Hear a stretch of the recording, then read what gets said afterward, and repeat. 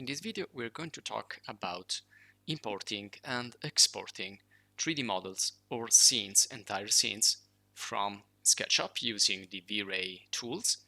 So we will use the VRAY exporter or the export function, and also we will see how we can create proxy meshes, which are like a simplified version of a model.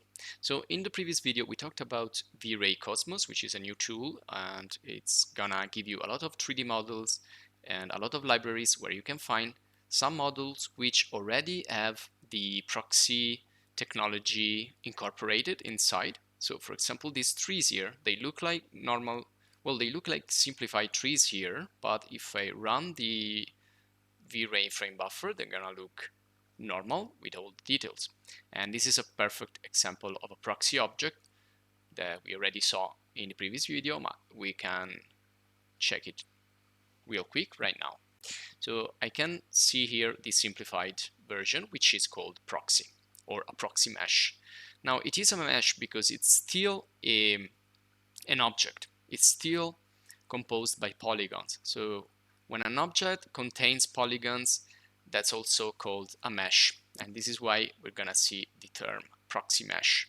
And also we will see how to export and import not only proxies, but also entire scenes in VRAY, which are called VRScenes. And we already encountered this type of file, this type of format, when we talked about the VRAY Vision tool. So let's get started. So first of all, if you want to optimize your view here in SketchUp, you can also use some of the SketchUp panels. For example, the outliner, which is helpful to hide some of the objects inside, especially the heavier objects.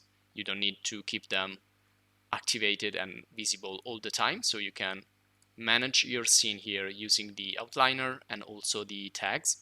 So you can distribute in many layers all the objects so that you don't have to display them all of the time, which is gonna be energy consuming. And this is one first advice. Now in this case I have hidden some of the objects which I don't need here, and I can also click on an object, right click and say hide if I don't want to see it. Okay, just to make things a little bit easier and faster. So here I can hide and concentrate on just one part of my scene. Now if I select one object like this, now this is a group, it contains many objects inside, but it can be recognized by VRAY as a single entity. If I click more than one, you can see here that this icon, which is called export proxy, is going to be grayed out. So I can just select one entity, and when I select it, I can click and export.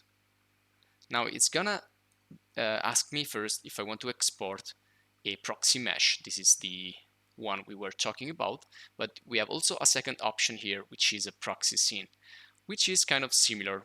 So let's export first the proxy scene. So I'm gonna select a file path here. So in this case, I want to call this maybe export. And right here, I'm gonna save this as the ground floor.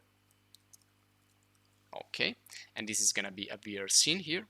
This is the file. I'm gonna save this. And now I need to wait just a little bit. Okay, and then I click export. Now if I click export with this checked on, this is gonna immediately substitute this part of my model with the new proxy scene that's gonna be created. So you need to decide if you want to do this or not. In this first example, let's keep this deactivated and let's export. Now you can see there is not a long operation, and now it's exported. Now the second icon here is to import a proxy or a VRScene.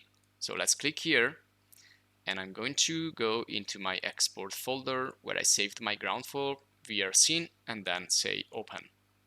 And that's it. So you can see this is a simplified version.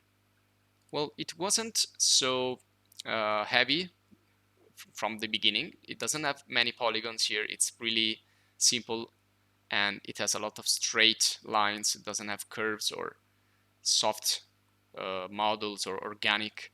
So this is like the simplified version of something which is already simple or simplified. But let's see what happens when I render. So let's re-render again, and let's see what's gonna happen. Now you can see there is no difference between this one here except the furnishing and this one here. So this is the same model, but in this second one, which is the proxy, I can see a simplified version of this, and it has also holes in it and things like that, but the most important thing is that it's a simplified version of this. Another thing I can do here, let's now go to the extensions and VRAY, and let's go to the VRAY objects, and we can see here I can export or import from here as well. The same thing that you see here, but if I go in the VRAY rendering, I can find the export VRAYScene, which is gonna export everything. So I will call this lesson 5 proxies. Okay, and save this VRScene. Now this is a VRScene, which is an entire scene.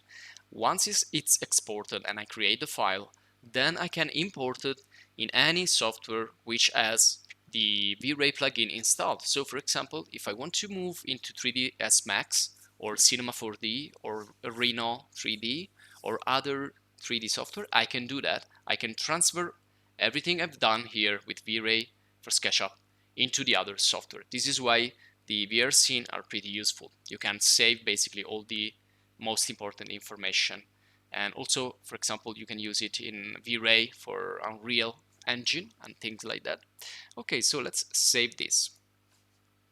And now I need another software to test the VRScene. In this case, I don't have another software, but I can do that with the VRAY Vision. VRAY Vision can be considered like an additional smaller application that can be used to test these VRScenes. And also, if you navigate on the web, you can find other VRScenes around and you can test them. So let's open up this scene, and it's loading. So let's wait just a few seconds.